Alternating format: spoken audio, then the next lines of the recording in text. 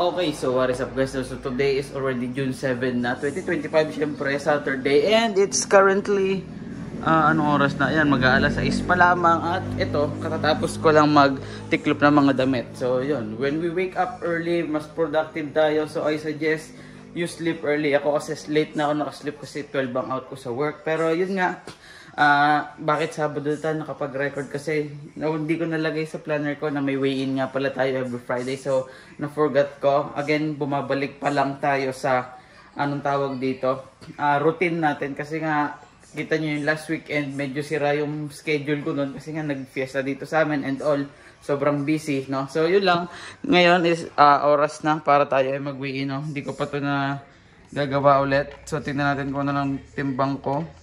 Uy, bumalik tayo ng 66 kilos, no? So, tingnan natin kung mahabol natin to within this month. So, kasi nga nung fiesta, ang dami ko nakain, no? So, within the calorie limit pa rin naman. Pero yun nga, medyo madami, no? Hindi ko alam kung tama pa ba yung calculations ko. Pero yun, tingnan natin kung mahabol natin siguro by Monday, no? Simulan na ulit natin mag-workout para mas makatulong sa pag-burn or pagpapababa ng weights para ma-hit yung goal natin na 63 to 60 kilograms noong or before my birthday. Yun lang, pag-ikot nito nasa next clip na. Bye-bye. Let's go. See you, ha?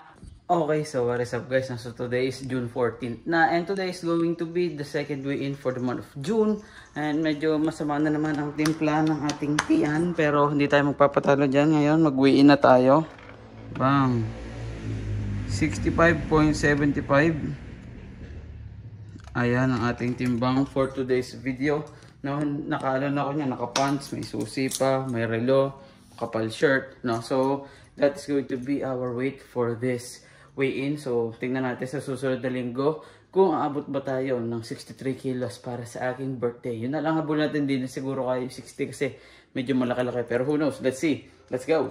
Okay, so what is up guys? So today is already June 20, 2025, and as you all know, in 2 days, tama ba, ay birthday ko na. It's going to be my 27th birthday. Ibig sabihin, yun na yung due date ng ating weigh-in challenge or wellness challenge, no? Kung saan ang target ko is maging 63 to 60 kilograms ang aking timbang. So ngayon, gagawin na natin to, the moment of truth, no? Magtitimbang pa rin tayo for today's video. Tingnan natin kung anong lalabas.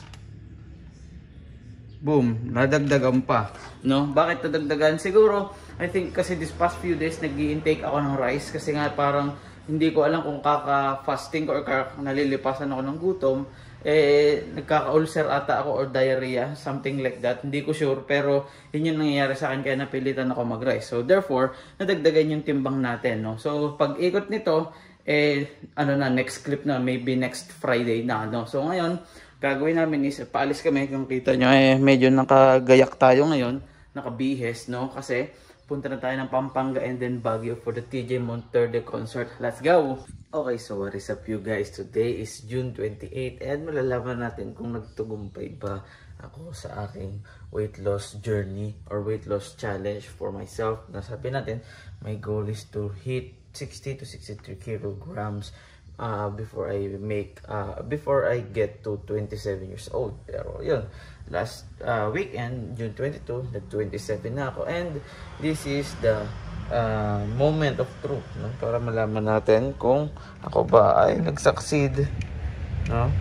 Ayan, we're currently back to 66.8 kilograms. So did I succeed?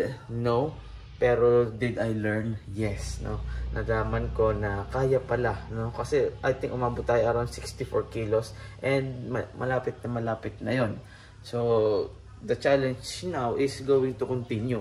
Siguro hanggang December, no. Another 6 months for me to lose weight. Siguro i-hit natin yung 60, no? So nitong mga nakaraang araw, siguro kaya tayo umangat ulit dito sa ating weighing scale kasi nga nag-weekend tayo for my birthday. So nag-celebrate kami sa Pampanga and Baguio, and syempre naparami yung kain natin doon, and recently lang nag-i-intake ulit ako ng rice kasi nga medyo parang nasisira yung sikmura ko. Kaka-fasting, tas regular meals, tas fasting, tas regular meals, and all of that. So I will try a new diet. Syempre sasabihan ko na siya na strict walking or working out whichever of the two fits my schedule, pero that's going to be walking most probably, no? So yun, abangan nyo sa susunod na episodes for July.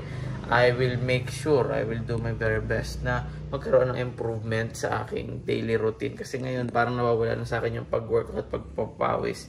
Kaya siguro medyo bumagal yung pag-lose natin ng weight, or hindi na siya naging consistent unlike before. So yun lang, sana meron kayo natutunan sa ating weight loss journey. And then huwag niyo kalimutan mag-like, comment, subscribe. Hanggang sa susunod natin na update for this one. Let's go!